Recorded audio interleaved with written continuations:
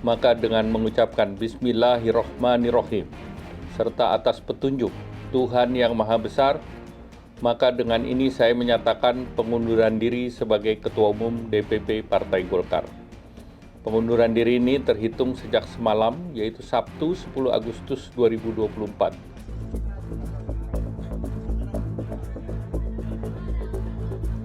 Nah itu saya juga belum tahu siapa yang memaksa beliau, kalaupun itu keinginan beliau pribadi, saya juga ragu kalau ditanya. Maka Ibu Mega menyatakan prihatin dan sangat mengkhawatirkan terhadap kehidupan demokrasi ke depan karena implikasinya itu nantinya juga sangat luas.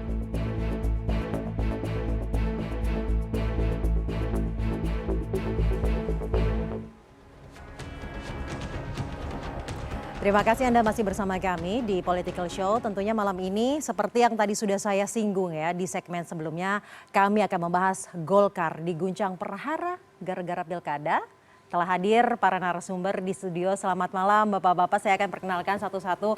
Ada Waketum Partai Gerindra Pak Habibur Rahman, selamat malam. Kemudian ada Ketua Dewan Pembina Bapilu Golkar Bang Idrus Marham, selamat malam. Lalu ada politisi senior PDI Perjuangan Opung Pandanababan, selamat malam. Dan juga terakhir Direktur Eksekutif Indo Strategik Ahmad Khairul Umam, Mas Umam. Selamat malam. Dan tentunya mahasiswa teman-teman kita semua di sini, Aliansi Badan Eksekutif Mahasiswa Universitas Negeri Jakarta, terima kasih ya sudah hadir. Dan nanti akan saya berikan waktu ya untuk bertanya langsung kepada narasumber-narasumber mengenai topik yang lagi hangat-hangat ya nih tentang Golkar, Pilkada, Kim.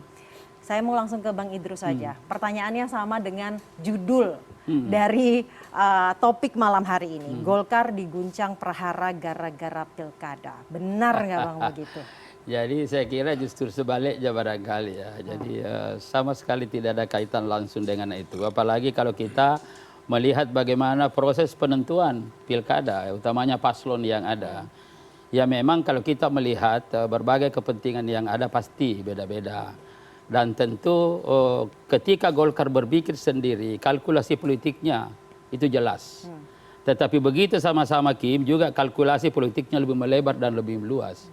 Nah ini saya kira yang, di dalam proses penentuan yang ada selama ini terkait dengan paslon-paslon, pasangan calon pilgub maupun kabupaten kota itu berjalan lancar saja gitu ya.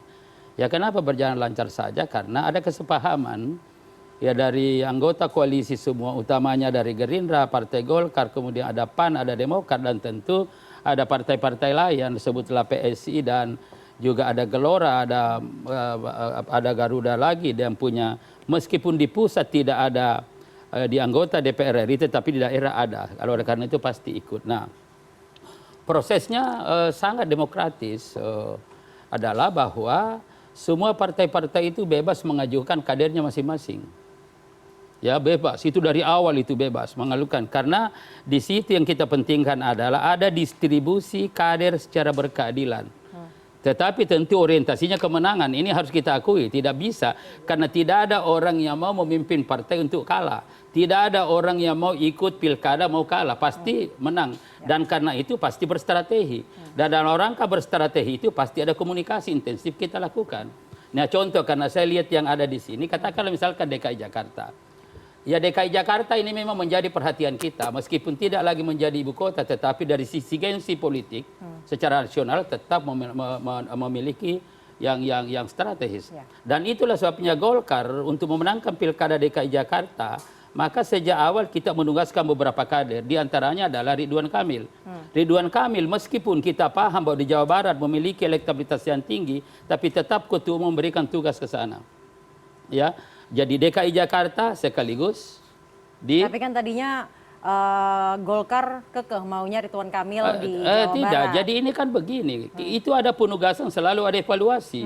Nah begitu kita tugaskan, secara serta-merta teman-teman ini dari koalisi berpikir dan memberikan dukungan, utamanya dari Gerindra. Dan tentu kita terima kasih kepada Gerindra, karena ada pengakuan terhadap kader Golkar. Yang memiliki kualitas dan diproyeksikan memiliki peluang dengan berbagai potensi yang dimiliki untuk memenangkan pertarungan itu. Dari PAN juga dukung. Kita terima kasih. Artinya ada pengakuan seperti itu. Dan ada kena. Meskipun demikian di dalam rapat tentu kita diskusikan bersama, tentu kita bicarakan alasan-alasan mengapa berikan dukungan. Karena juga kami pasti nanti ada banyak penafsiran. Pasti nanti ada banyak provokasi kan bahwa ini nanti punya niat jelek. Tapi kita dengarin saja itu sebagai sebuah masukan, tetapi tetap pada konsentrasi siapa yang kita sepakati di DKI Jakarta dengan seluruh potensi yang dimiliki, apalagi ini adalah kontestasi tokoh, berarti kekuatannya pada Ridwan Kamil, dan kami punya keyakinan Ridwan Kamil adalah kompetitor, ya bisa berkompetisi dengan siapa saja, punya pengalaman, bukan hanya di Jawa Barat, luar negeri juga, dan juga saya kira juga semua tahu bagaimana kompetensinya. Jadi kalau kita berpikir kalau dihadapkan dengan saudara Anies, ya tidak, ya beda-beda tipis lah. Berarti gitu mundurnya Airlangga ini bukan karena kekehnya Airlangga kemarin, Ridwan Kamil maunya di... Nggak bisa. Jadi pada waktu itu kan kita perhatikan. Baik. Yang kekeh itu adalah orang-orang Jawa Barat. Karena berdasarkan pada elektabilitas. Tetapi begitu kita kompromikan, Ridwan Kamil adalah kader yang terbaik. Kita juga bicara, tidak secara serta-merta ditugaskan. Bagaimana saudara Ridwan Kamil, kalau misalkan di sini... Ya kita, dan dia sebagai kader terbaik tentu juga ingin ada kenaikan kelas, ada gengsi-gengsi politik. Ada beda menjadi gubernur Jawa Barat dengan DKI Jakarta, meskipun Berarti dilihat komunikasi Golkar, Airlangga Hartarto dengan Gerindra ini selama ini baik-baik saja ya? baik, Karena kan tidak ada masalah. Bang Habib, bagaimana Bang Habib komentarnya? Karena kan ada isu yang katanya nggak kooperatif Airlangga akhirnya, gara-gara pilkada ini.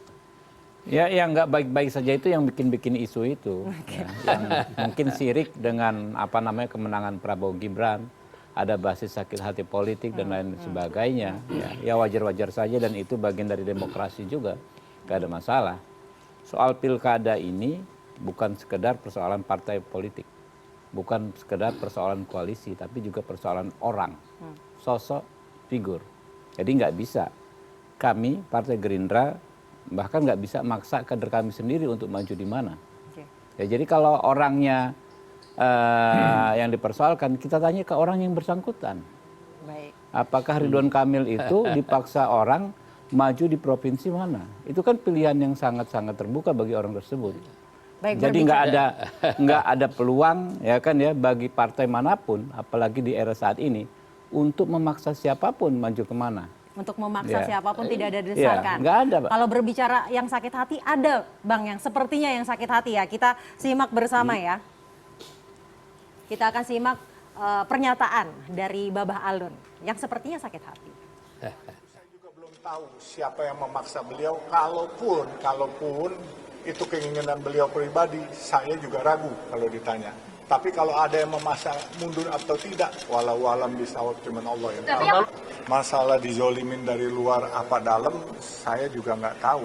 Ya kan? Sejauh ini nggak ada yang pernah kedengeran siapa? Oh, dengar banyak. I know too much, but I don't want to talk too much. Oke? Nah, Jadi gara-gara gini, bukan. Ini kan bicara masalah pengunduran diri, relevansinya dengan DKI Jakarta tidak ada gitu lah. Jadinya gara-gara ini akhirnya kan Babah Alun mundur dari pencalonannya di Jakarta ataupun di Jawa Barat. Ya, saya kira itu tidak ada masalah karena sampai pada hari ini kan belum ada keputusan secara menyeluruh dari seluruh koalisi. Ini kan baru simulasi-simulasi yang ada. Sehingga juga tidak tepat kalau dengan alasan itu langsung pengunduran diri. Tapi yang ini saya sampaikan sekali lagi adalah bahwa begitu Ridwan Kamil dicalonkan oleh Golkar, mendapat dukungan dari Gerindra yang pada waktu itu Mas Dasko yang sangat luar biasa sudah memberikan dukungan. Nah, lalu kemudian PAN juga ada, bahkan dari partai-partai lain juga ada. Lalu kemudian ada ahli tafsir. Nah, ini tafsir ini kita ketawa-ketawa aja. Saya telepon begitu Mas Habib telepon saya. Kan panggil ke abang saya, Bang, ini ada. Ya udah, kenapa harus dengerin ahli tafsir itu? Ngomong yang apa tahu, ahli tafsir? Ya ahli tafsir itu bahwa ini Gerindra punya niat jelek nih. PAN juga punya niat jelek nih karena PAN misalkan mau di Jawa Barat. Lalu kita ketawa-ketawa aja, kan yang paling tahu kita. Kenapa? Yang kita inginkan adalah bagaimana memperkuat ya kepemimpinan di tingkat pusat sehingga ada jaminan efektivitas kepemimpinan.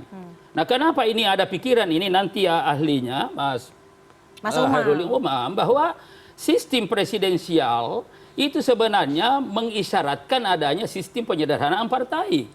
Tetapi Indonesia dasarnya kan besar. Akibatnya apa? Kekuasaan terbagi. Ini penting saya sampaikan. Kekuasaan terbagi, Bang Panda. Jadi tadinya mestinya di kabinet itu hanya dibagi 4. Masuk lagi yang lain dibagi lagi itu. Berarti secara horizontal terbagi nih barang. Nah demikian juga secara vertikal boleh jadi presidennya dari Gerindra, tetapi gubernur yang dipertaruhkan ini ada 37, karena ada satu kan tidak. Nah 37 berarti misalkan kalau yang terpilih ini bukan dalam garis lurus ini, pasti akan mengganggu efektivitas kepemimpinan. Dan oleh karena itu untuk menyiasati ini maka kita pendekatannya dari koalisi Indonesia Maju, bagaimanapun pertarungan untuk pilgub dan pilkada kabupaten kota harus kita menangkan. Dalam rangka apa? Dalam rangka untuk menjamin efektivitas kepemimpinan Prabowo di pemerintahan Dengan pusat. kata lain, tiket Ridwan Kamil tidak akan terpengaruh oleh mundurnya Erlangga Hartarto. Sama sekali tidak berpengaruh. Dan di Golkar juga begitu. Keputusan yang diambil Golkar yang secara institusional menjadi keputusan tidak terpengaruh. Itu bukan keputusan Erlangga, tapi keputusan institusi partai. Baik, nah Mas Umam, seberapa besar sebenarnya kalau pergantian kepemimpinan tiba-tiba dinamika seperti ini 2 minggu lagi sudah mau pendaftaran pilkada akan berpengaruh nggak biasanya? Ya, memang semua kita nanti akan cermati ya perkembangannya, Mbak Saza, di internal Golkar. Tetapi memang kemunduran Pak Erlangga dari posisi ketum Golkar ini memang memunculkan banyak sekali tanda tanya. Tadi disampaikan ya, saya pikir argumen-argumen itu sudah clear. Beliau itu dalam terminologinya Opung Panda tadi, berjasa dan juga berjaya. Berjasa dalam konteks pemenangan Pilpres, bagaimanapun juga kemenangan Prabowo Gibran, tentu insentif elektoral terbesar adalah dari partai yang memiliki elektoral paling besar. Dalam KIM, siapa? Ya Golkar. Nah kemudian di saat yang sama, dia juga berjaya. Tadi catatan menambah insentif elektoral sampai kemudian 23 juta ya, dikonversi 17 kursi tambahan di parlemen, atau mensecure 18% kekuatan parlemen, hanya selisih 1,44% dari kekuatan elektoral PDIP. Itu kan sesuatu yang undebatable. Faktanya begitu. Tetapi kemudian ketika secara jasa dan kejayaan terbukti, pertanyaannya kenapa kemudian mundur sekarang. Nah ini yang kemudian memunculkan spekulasi dalam bahasa Abang Dasa ya, Bang Idrus, banyak ahli tafsir tadi. Memang betul ahli tafsir banyak. Tetapi di saat yang sama penafsiran-penafsiran itu juga berangkat dari spekulasi yang juga kita memerlukan jawaban. Ada apa? Kalau misal kemudian bicara tentang Golkar, ya secara umum Golkar adalah, kita tahu ya, partai besar, dan di dalamnya juga bernaung banyak kekuatan-kekuatan besar, gajah-gajah gitu ya. Tetapi secara general, ada semacam faksi, kalau misal kita simplifikasi, di satu sisi ada kekuatan yang mencoba untuk mempertahankan political sovereignty, kedaulatan politik, di mana Golkar, partai besar, tentu harus punya independensi, kemudian tidak mudah diintervensi oleh kekuatan eksternal, tetapi barangkali juga ada kekuatan lain di dalam Golkar yang mencoba untuk bersimbiosis dengan kekuatan besar di eksternal yang kemudian mencoba untuk mempengaruhi atau bahkan ya mengendalikan kursi kekuasaan tertinggi di dalam Golkar. Dari eksternal contohnya apa? Tentu ini tidak mudah dijelaskan. Eksternal itu apa? Ya tentu bisa sifatnya aktor, personal, bisa sifatnya adalah nature of power. Nah kalau misal bicara nature of power, tentu ini adalah sebuah ya struktur kekuasaan baru, dinamika dari apa yang terjadi dalam kontestasi Pilpres yang lalu misalnya. Dan itu diakui atau tidak, tadi Mbak Salza mencoba untuk mengkaitkan dengan konteks pilkada.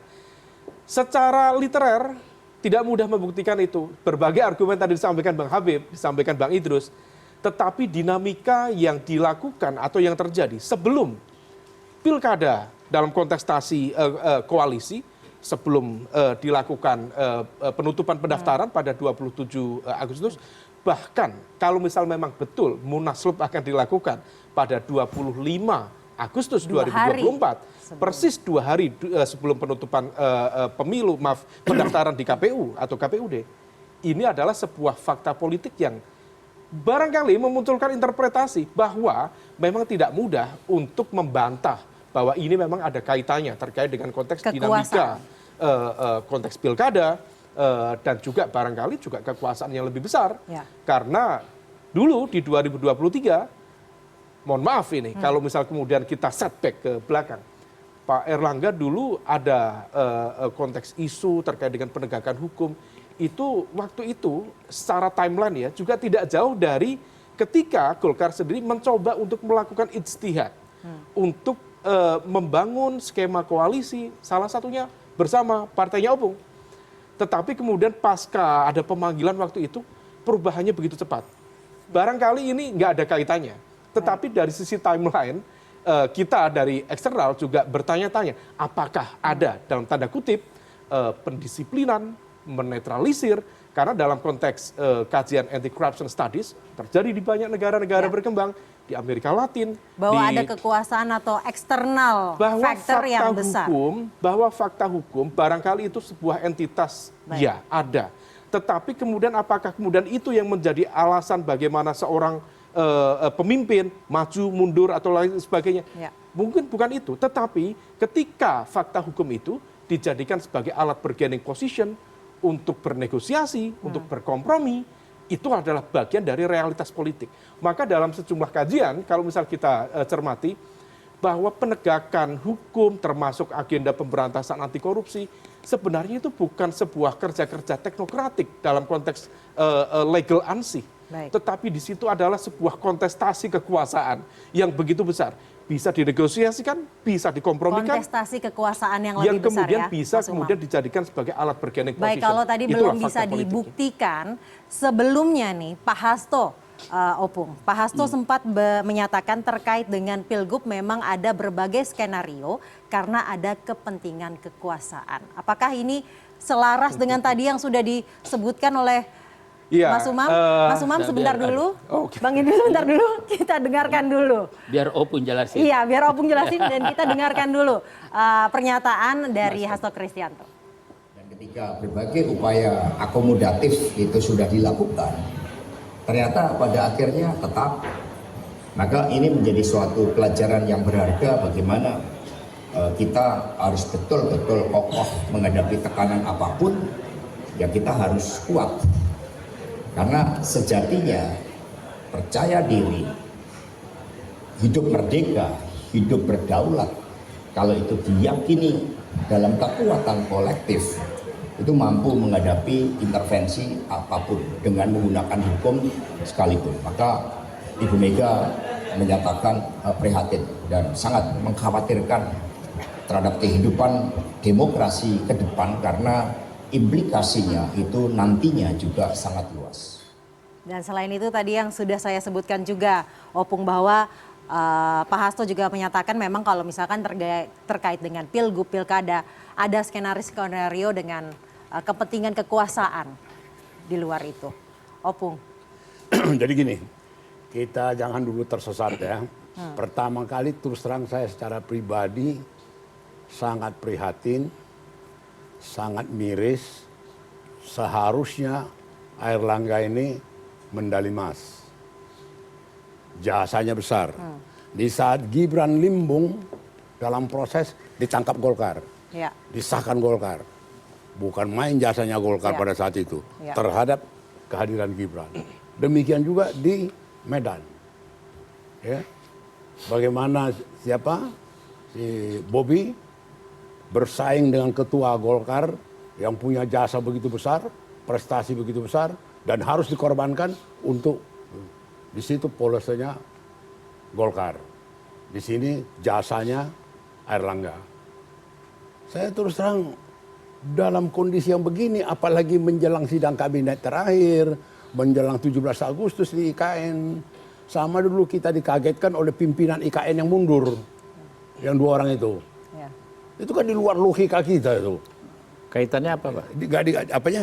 Hubungannya dengan bukan tondo-tondo, ada tondo-tondo. Ada tondo-tondo. Sana mundur, ya kan? Ini sekarang Airlangga Ya, mundur. tadi kan ini partai politik. Lo bukan Ya dengar kan? dulu ini Itu apa? bukan ini skema pejabat yang di terjadi IKN. menjadi tontonan masyarakat dan ini tidak bisa diabaikan gitu loh. Ya enggak, saya bertanya kaitannya seperti apa, Pak? Apa kaitan apanya? Ya, Jadi- mencontohkan dua hal yang berbeda nih, Loh, Pak. tidak Pandani. dengar dulu bukan hal yang berbeda. Kalau mengundurkan diri orang kan banyak di mana-mana, Pak. Tiap hari ada Baik. ribuan orang mundurkan Baik. diri. Bang Ini Habib, ada kita peristiwa dengarkan dulu, penting Opung. untuk negara ini di IKN. Iya, makanya Oke? hubungannya Yang apa?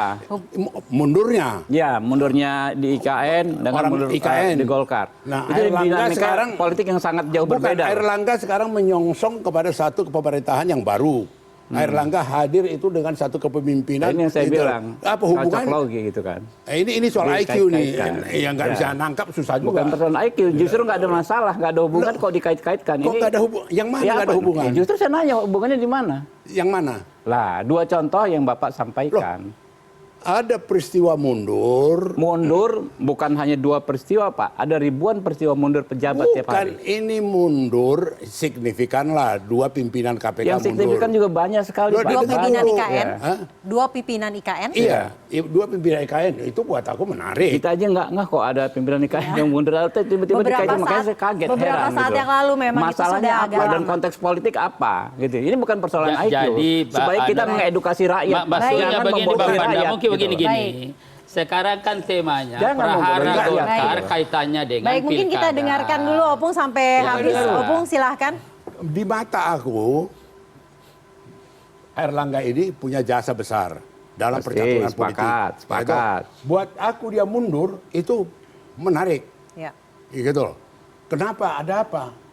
Masalah apa? Gitu loh. Nah, kemudian ini hampir sama tondo-tondo indikasi ini kenapa mundur yang pimpinan IKN, gitu loh. Jadi Tanda-tanda akan apa? Apa? Opung? Tondo-tondo Tanda- apa tanda itu? apa? Itu yang bingung. Loh, ya silakanlah kau bingung. Basis analisanya kau bebas apa? bingung sih. Ya, iya, bukan basis. Nah, ini Apakah kita kan kemudian mengedukasi apakah- rakyat Aku nih, paksa Pak. kau untuk Baik. ngerti. Kita Baik. ini mengedukasi rakyat, Pak, gitu Baik, loh. Mas Loh. Habib.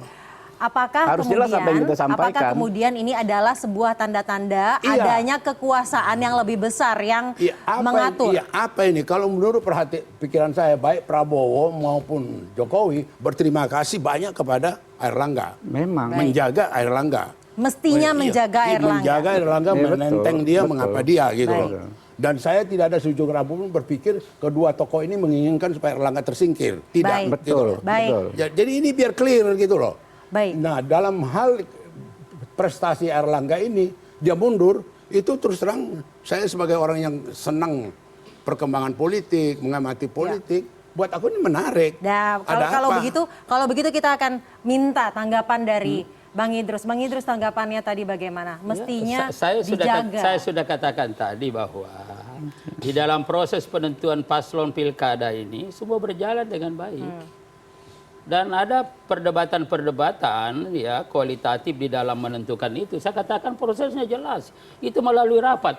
Ketika tahun 2014, kebetulan saya ketua koalisinya Indonesia ketika Merah Putih Bang Panda. Saya kan Bang Panda tahu, saya 2 tahun tuh ketua. Dan saya tahu bagaimana Pak Prabowo misalkan memberikan kebebasan kepada kita untuk mendiskusikan apabila ada apa. Nah, termasuk di sini dalam kasus pilkada ini, saya katakan tadi, ketika Golkar sendiri membuat kalkulasi politik tentu beda setelah ada di sini. Begitu kita ada di sini, itu kalkulasi politik kita sudah harus mengakomodasi seluruh kepentingan yang ada, tetapi muaranya adalah satu, bagaimana memperkokoh kepemimpinan nasional. Karena kita ingin sukses. Berarti mundurnya Airlangga ini juga dalam kalkulasi yang baru tadi itu? Enggak, jadi begini, artinya adalah kalau kita ingin kaitkan dengan penentuan paslon di pilkada, itu tidak ada alasan Airlangga ya untuk misalkan ada tekanan, kalau tadi kan ada tekanan-tekanan ya. dan sebut aja lah begitu, enggak usah ragu gitu loh Bang Panda juga. Kalau memang ada yang mana, tunjukkan saya tekanan siapa. Dia kan jelas mengatakan menyongsong pemerintahan yang baru. Iya kan? Berarti tekanannya ini dari Bang siapa? Membantu Panda. prosesnya, gitu loh. Penjelasannya Iya. kan jelas. Tadi Mas Subam sebagai seorang akademisi mengatakan Golkar ini partai besar. Ketika dibentuk pertama kali itu ada 197 kelompok gabung di situ. Apalagi sekarang bukan 190 lagi, 200, 300 kelompok dari ini ada partai besar, partai terbuka, pasti dinamikanya juga jelas. Gitu loh. Nah, dinamika jelas tentu ada kepentingan-kepentingan yang ada. Nah itulah sebabnya dalam rangka untuk menjaga ini semuanya, setelah Airlangga sudah memiliki prestasi demikian, lalu kemudian sayo silakan mari kita bersama-sama, saya sudah memimpin partai ini, lalu menghadapi agenda politik ke depan, mari kita tunjukkan kebersamaan siapapun yang memimpin. Dan itulah sebabnya maka Airlangga mengatakan segera setelah ini DPP menentukan kepemimpinan. Tetapi jangan lupa kekuatan Partai Golkar ada pada ideologi Pancasila, ada pada sistem. Dan kalau sudah sistem di situ adalah kepemimpinan kolektif kolegial, siapapun dia. Ya oleh karena itu maka yang tadi dikatakan Mbak, meskipun sekarang ini Pak Airlangga sudah menyatakan mundur, maka partai ini tetap jalan. Keputusan-keputusan tetap diambil karena kepemimpinan sudah jelas, sistemnya jelas. Tidak ada tekanan atau desakan eksternal yang akhirnya membuat Saya Airlangga punya keluar. keyakinan tidak. Dan saya terakhir itu 2-3 hari saya dampingi Airlangga. Meskipun sebelumnya saya banyak mengkritisi. Ya, saya kira Bang Panda tahu, ya saya banyak mengkritisi. Tetapi begitu Pak Airlangga betul-betul sudah konsentrasi dan membuktikan bahwa ya kepemimpinannya ini secara kolektif dan mengajak semua, dan bahkan pada waktu itu saya diberi tugas sebagai ketua Dewan Pembina DPP Pilu Partai Golkar 1 tahun yang lalu, bahkan sebelumnya bersamaan dengan itu saya diberi tugas oleh dari Pak Prabowo Gibran sebagai sekretaris tim kerja strategis pemenangan itu, ini saya kerjakan semua secara kolektif bersama-sama. Dan alhamdulillah Prabowo Gibran menang, Golkar naik suaranya dari 85 menjadi 102. Prihatin juga lah mundur ya. Ya? Prihatin juga mundur. Bukan, kan itulah di sinilah ujiannya. Ayo ke depan ini mari kita hadapi ini. Nah, bagaimana supaya ada konsolidasi yang kita lakukan supaya konsentrasi. Boleh jadi Pak Airlangga berpandangan bahwa ayo silakan nanti pemimpin baru, silakan bagaimana kabinet ke depan, dan Anda bertanggung jawab untuk mengantarkan Prabowo Gibran sukses tahun 2024-2029. Dan di situ peranan Golkar semakin besar. Lalu kalau misalkan baik-baik saja nggak dengan prestasi yang banyak ya, kenapa kemudian memilih untuk mundur 2 pekan sebelum? Ngomong. Boleh dong. Sebentar ya Bang, 2 pekan. Saya sudah bisa menangkap apa yang ingin Anda katakan. Gantian ngomong, boleh? Gimana Bang Idrus? Kenapa? 2 pekan sebelum pendaftaran pilkada, 4 bulan sebelum masa jabatannya. Jadi kan ini sistem. Kalau baik-baik Dan saja ini kan kenapa dia tergetulnya. Kan nanti kan begini, begitu selesai besok kan ada aturan. Baik. Ya PKPU itu sudah ada juga, kemudian juga ada aturan-aturan tentang pilkada, siapa yang harus menandatangani dan lain-lain sebagainya. Kalau misalkan munasnya dipercepat, apa salahnya misalkan? Tanggal besok diadakan rapat pleno, ada PLT, penugasan 1 minggu, dan saya lakukan pada tahun 2017.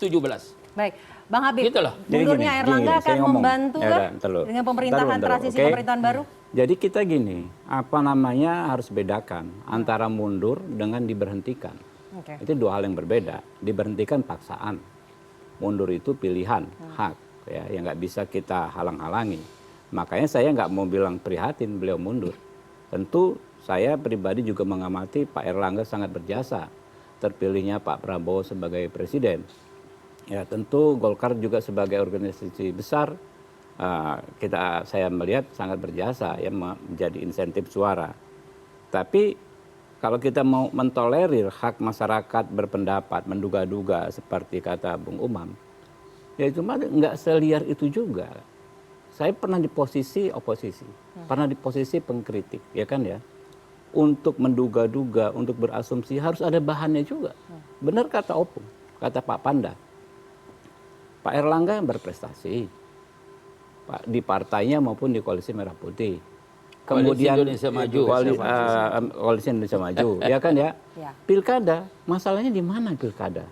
Terakhir bahkan Pak Airlangga keras mendukung Pak Ridwan Kamil, kata yang dipersoalkan maju di Jakarta. Ya. Itu Pak Airlangga Namun ngomong. sebelumnya kan berapa maunya kali? di Jadi Jawa Barat. pada jadi akhirnya. singkatnya begini Artinya, aja. ya kan ya, ini barangnya ini mau Anda mau ngolah-ngolah isu mendiskreditkan pemerintah saat ini atau pemerintah Pak Prabowo ke depan dengan isu ini nggak ada sebetulnya.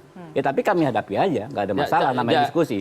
Cuma kewajibannya bagi pihak-pihak yang ingin menjadikan ini semacam gorengan dan lain sebagainya, kasih barangnya dong, cuil bukti dong, apa bentuk tekanan, apa bentuk paksaan. Pak Erlangganya Kasus saja hukum ngomong. tadi yang mungkin Nah, makanya mana buktinya katakan gitu. oleh Bukan Mas nggak ada Umam. kok, Pak Kasus Erlangga hukum nggak ada CPO. ngomong loh. Anda ngomong ada yang memfitnah, adanya surat panggilan dan lain sebagainya. Nggak ada dibantah. Tidak ada oleh- ya surat panggilan berarti. Ya dibantah lah. Anda baca nggak bantahan dari Ya. Kapus Pen Kejaksaan Agung hari ini 3 jam yang lalu? Ya. Kan dibantah Jadi semua. gini ya, saya Jadi barangkali nggak ada ini gitu. Golkar. Biar Jadi saya ini bicara, dalam biar konteks tuntas. kita mengedukasi, Bang. Ya udah, saya kira Mengedukasi silakan masyarakat itu gitu. sudah. Supaya nggak Tetapi terlalu liar gitu. kita di Golkar kalau ada yang goreng-goreng, ada tafsirkan, kita ketawa-ketawa aja. Partai Karena besar. Golkar akan menyelesaikan masalahnya sendiri dengan pertimbangan sendiri, dengan sebuah keyakinan apapun solusinya akan semakin produktif. Tahun 2014, 2015 bagaimana benturan demikian besar. 2015 dengan kelegoan Pak ARB, dengan proses-proses ketika itu mengadakan munaslup. Selesai semua dan kita gabung di situ. Saya proyeksikan juga begini. Apapun penafsiran orang nanti, Bahlil dan Airlangga itu sama-sama lagi memimpin partai ini dengan posisi yang berbeda. Katakanlah Bahlilnya ketua umum. Lalu kemudian nanti Pak Airlangga apa di penasehat, apa di pembina atau di mana saja, satu kesatuan. Lalu kemudian karena kita di Golkar itu adalah bagaimana distribusi si kader, ya ada yang berdasarkan sistem. Airlangga siapapun pasti mengakui bahwa dengan kompetensi yang dimiliki bidang ekonomi punya prestasi. Sehingga dengan demikian mau tidak mau nanti Pak Airlangga ke depan itu sangat akan rugi Golkar dan bahkan bangsa ini kalau Pak Airlangga tidak duduk lagi di situ. Katakanlah Menko. Dan saya punya keyakinan kalau Bahlil nanti jadi ketua umum pasti akan berjuang untuk itu. Jadi ada kemungkinan besar Bahlil Lahadalia akan menjadi ketua umum pada saat Munas nanti. Ya saya kebetulan saya sekjen 7-8 tahun Golkar, saya paham. Dan yang memimpin semua ini di daerah-daerah rata-rata adik-adik saya. Dan banyak sudah telepon kepada saya. Ketua Teleponnya DPD. apa? Bahwa ini Bahlil ini sudah benar. Kenapa Bahlil? Karena Bahlil ini adalah kader Golkar yang seperti miring kata Bang Panda. Dini kata seperti miring ini aktif. Ada yang lupa kau. Apa tuh? Pemuda masjid. Ya pemuda masjid dia, lalu seperti miring. Seperti miring itu dulu melalui proses panjang, ya sehingga betul-betul dari Papua, dari desa, sampai ke sini jadi bendahara Golkar. Berapa? Saya yang tanda tangan suratnya. Ya sebagai sekjen ketika itu. Jadi saya kalau ada mengatakan tidak memenuhi syarat, saya akan jadi saksi. Baik. Nah jadi tidak ada masalah. Nggak ada masalah ya. Semua selesai. Tidak ada masalah Mas Umam, ini hal biasa tiba-tiba ketua umum partai besar mengundurkan diri. Kemudian tadi ada nama Bahlil Lahadalia yang kita tahu juga dekat dengan kekuasaan dan pemerintah saat ini. Dan Airlangga Tanggapannya? maju lagi ke depan. Airlangga baik. Beda Golkar dengan PD Perjuangan. Wah, Baik, baik Bapak-Bapak. Keluar Saya dari akan- Golkar jadi Gerindra, keluar dari Golkar jadi Hanura. keluar Kalau dari PDIP Golkar PDIP keluar juga. dari masuk Jangan laut. lupa Bapak. Baik Bapak-Bapak. Masuk laut. Akan saya lanjutkan Dengar dulu, lihat diskusinya yang Arifin sudah. Pandegoro, Laksamana Baik. Soekardi Mohon masuk maaf. laut. Jadi Baik, Pak Jokowi Bapak-Bapak. gimana, Bang? Apa ya? Pak Jokowi gimana? Walau alam. Baik, saya akan lanjutkan diskusi yang sudah menghangat ini usai jeda. Tetaplah bersama kami di Political Show.